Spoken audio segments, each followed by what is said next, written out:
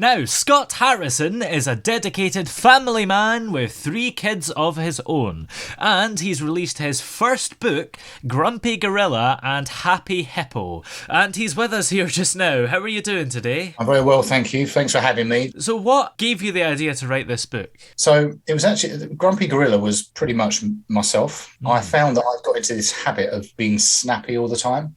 So my kids, I would snap at, my wife, I would snap at everybody. It became almost that I couldn't speak without shouting or getting frustrated and angry at absolutely everything. And at one point, my wife did say to me when she took the kids out for the day, we actually have a better time without you. So at that point, I realised that obviously I didn't want my family to be thinking that. So I took a look at myself, and I then changed that. I found that I was happier. People wanted to be around me more, obviously. I was more productive in every other area of my life. And also the book, I'm a fitness and nutrition and personal development professional. I've got a program that's worldwide. And I try to inject some of that positivity into the book as well, to kind of get kids of that age, very young, to start trying to, think about the way they eat, exercise, and also the way they think. Yeah. Would you say there's an underlying theme in the book, perhaps a moral of the story? Yeah, like what I kind of just said is that if you are nicer to people and you have a nicer way about you, and you communicate better with people and you eat better, because then, a lot of people change the way they eat. I know this is for children, but I want to get this into their heads early. They change the way they eat because their body is in a certain shape and they want to change it, but they forget the mind is a part of that body too. So if you're constantly feeding that body and mind with poor foods all the time, you need to find a balance, then your head doesn't work properly so well either. So therefore you do get anxious about things that don't really matter. You do worry about things that don't really matter. You do make mountains out of molehills. So the underlying theme was that with just a small change in the way you think, the way you eat, the way you and a bit of exercise makes you a better person. Therefore, you attract more people to be around you. And obviously, I don't know if you know in the book where B offers Gorilla a pot of his honey, he wants to give him a gift because he now likes to be around him, as opposed to, a lot of children suffer with this. A lot of children in school find themselves alone in the playground. Children don't want to play with them and don't get invited to play dates and things like that. And that's probably a lot because if the child wanted to be with that other child, then they'd invite them, wouldn't they? So it just means sometimes maybe you're looking at yourself and making the small changes needed to live a life of happiness. Yeah, that's interesting. There's quite important lessons to be learned from an early age. Do you think that this book will be effective at that, or is it more entertainment value than message? I think it's a bit of both. I mean, I'm very lucky that the illustrations in the book are just stunning, obviously, which the kids really relate to that have read the book so far. Yeah. It's written in rhyme, a very, very sort of like Gruffalo-esque Julia Donaldson style. So it's really nice to listen to, as well as the words that are going, the knowledge within in the message as well. Yeah. So it's actually nice to listen to. So it's a very cute story. But it's funny because all the children that have read it, I speak to them and they go, "Oh, my dad's a grumpy gorilla," or my friend, she's a grumpy gorilla, I'm the happy hippo. And they really relate to those two different characters. Yeah. And they will all know someone who has them traits. Yeah. Do you find that most children are one or the other, or can they be a bit of both? I think we can all be a bit of both, can't we? Yeah. But as well, with everything in life, we need to find the balance. Sometimes, I'm not saying you can never be grumpy again. That's a normal human emotion. But with the grumpiness is taking over the happiness in its entirety, then you do need to rein it in. And the more you rein it in, the happier you become, and the balance gets tipped. The way that, in the back of the book, I've written several questions that ask the children, who do you think has a happier life, grumpy gorilla or happy hippo? And, the kids will always say happy hippo. And if you think about it, just and as adults as well. This is why the book's called Grumpy Gorilla and Happy Hippo, a positive tale for all to read. Yeah. Because we all need to hear this message, not just the children. So the parents get a lot from reading the book as well, and the grandparents and the brothers and sisters. Yeah, that's interesting. So who specifically are the target audience? Because I take it, obviously, you'd still buy it for children. Is there a specific children age there? I think this book works from sort of like 2 to 8-year-olds. I mean, it would work for a 1-year-old, obviously, because there's beautiful pictures to look at, and they can look at the animals and all stuff like that. But from understanding, I think it's sort of 2 to 8. Yeah. And how do you think we become a happy gorilla? Because it's maybe a little bit difficult to change your ways if you are a naturally grumpy person. First of all, you have to identify that you are, and that's probably the first step. And I don't think that's too difficult, because I think people do know when they're overdoing the grumpiness. Yeah. And then this is what this book is here for, to actually show you what happens when you change your the way you speak to people, the way you communicate with people. Yeah. And in the book, as I say, he goes from being quite lonely and not having any friends to everyone wanting to be his friend now, because and as I said, giving a gift. That gift, by the way, is a token, really. It doesn't have to be a physical gift. Sometimes people can just give you their time. Or as I said, invite you over to a play date. That's a gift. And so on and so on. And the other part about the book, I think, which is important, is that Gorilla reached out to Hippo. So it's telling children, like, if you're struggling or you're finding that, life's a bit tough, then maybe reach out to your friends and reach out to someone and ask for help. And that's what he does in the book as well. So I think that's quite an important thing for the children to pick up on. Yeah. And as well, there's some really nice illustrations, of course, that you mentioned. Who did them for you? So this was a great artist called Tom Bonson. I found him just by chance, by going through the internet and seeing something what I was looking for. And we've been very lucky. Once he's read the story, he totally gets the characters. Yeah. And so he brings them to life in a really cool way. And if you look at the way he draws as well, and paints, it's the angles that he takes them from. So it's not always just face on. Sometimes he's on the floor. It looks like you're looking up at them from a different angle, and also, which I think is really clever the way he's done it. And I'm really pleased with what he's done for me. Yeah, it's so detailed, and it looks, perhaps as you mentioned earlier about the Gruffalo-esque, it gives it that same sort of vibe, perhaps. Yeah, I constantly picture in my mind bringing this to life in a program, an animated program. I've got it all in my head. I can see it all. I just probably haven't got to the point yet where I could fund something quite so epic, but who knows? I'll get there at some point. Yeah.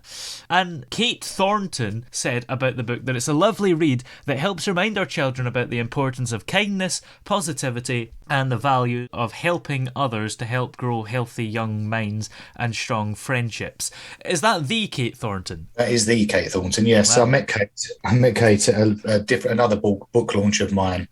I've got like a cookbook that I launched, and she's really lovely. And she was kind enough to read the book for me and give me her opinion and allow me to use it. So I'm quite pleased with that. Yeah, and she's a very famous mummy. So that's sort of, she does like podcasts and stuff as well. So she's I would call experienced enough and well equipped to give that actual view of the book itself. Yeah, that helps. And how much, I suppose, of your own children and family did you use for inspiration? I mean, did you consult them? I wrote this book. Well, it had been in my head for a long time, probably about 2 years. I just hadn't managed to put it down on paper. And sorry to say this, but I wrote this book whilst I was on the toilet. It took me about 10 minutes to write it. And then obviously I spent some time after that just tweaking it and maybe moving some of the bits around so it flowed a little bit better. And then right at the very end, I decided to add in the exercise bit. So the exercise bit was actually the last bit I put in, even though it's near the front of the book. So Yeah, I think all of my life has been put into the book. You know, I'm a dad of three, Yeah. and so I know children quite well. I've got a 12-year-old, a 9-year-old, and a 1-year-old. Mm. So I'm still experiencing every what's the word I'm looking for, level or genre of childness, Yeah. if there's such a word, childness or childrenness. Yeah. So yeah, I get it all now. I've got the teenagers nearly, Yeah. and I've got right in the middle, and then a brand new one as well. So I think my whole experience of seeing my son sometimes, as I said, he makes friends very easily, Mm. but he doesn't like football. He's not. He says, "Daddy, I'm not a boysy boy," but nor was I. I didn't like football. I didn't like anything like that. And you know, and so I noticed that he wasn't getting invited to so much things because I guess he just doesn't fit into the typical let's go to the park and play football type thing, you know. So all of this stuff came together, and therefore I poured it all out. But the main thing I wanted to do, excuse me, got hay fever, was a personal development book, because I think, you know, like now, a lot of us are listening to personal development a bit more. We do realize that we need to think in different ways. We do spend too much of our time worrying about things that just don't exist. And I wanted to try and get that started much earlier. So this is, for me, although it's got the exercise and the nutrition in it, which is all about personal development, this is mostly about mindset as well, and setting children off from almost day one to start just trying to think a little bit more on the positive and not allow the things that we all get. There's no such thing as a free ride. We're all going to have obstacles and problems and things that are not so good. Notice I don't use the word bad. Even when I talk about negative stuff, I talk about it positively. So yeah, it's all going to happen to all of us. So you need to teach the children, actually, it's not that big a deal. This is kind of usually where we learn most things. So if we can rise above the negativity, which is what this book is all about, then we can live a life of happiness. Yeah. And why a gorilla and why a hippo? Were they maybe the bath toys that you could see while you were sitting on the toilet writing it? That's such a good question, Toby. I actually don't know. I think it was grumpy. I was looking for something grumpy, so gorilla sounded better. And then obviously the happy. So I guess just the G and the H was the first two animals that I came into my head, because I was going for the grumpy and the happy, because I was grumpy. I wasn't angry so much. It was just grumpy. Yeah. And it's happy. And that's obviously, I deal with that in the book as well. Yeah. I think that makes sense. And I suppose we sort of associate gorillas with being a bit grumpy, maybe. But maybe I'm just thinking that because I'm looking at the cover and the gorilla looks grumpy. Well, if you think about the pictures, like the live films on like David Attenborough and stuff, if a gorilla's sort of sitting there, his frown is usually, he's got very thick brows, haven't they? And I guess so they do look a bit on the grumpy side. Yeah, absolutely. And are you planning to release more books after this one? I've already written the second book. This book, obviously, Grumpy Gorilla, has been published and is in Waterstones and Amazon and everywhere, which is I'm really proud of, and I'm great. I even got to do a book signing in Waterstones in World Book Week, which is a little tick off my little list there. So that's good for me.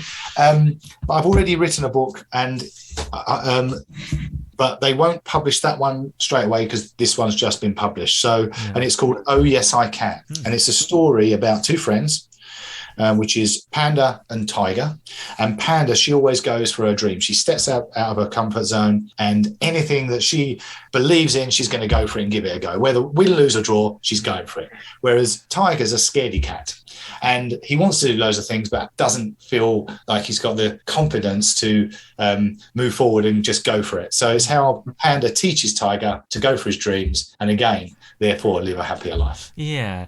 And how come the main characters are animals? Do you think that children perhaps respond better to animal characters than they would humans? I think so. I think, you know, what's the thing when you're a kid? You're going to the farm, you're going to the zoo. All your teddies are animals, aren't they, mostly? Yeah. You're not usually having a person teddy much. I know you get dolls, but that's like being a baby, isn't it?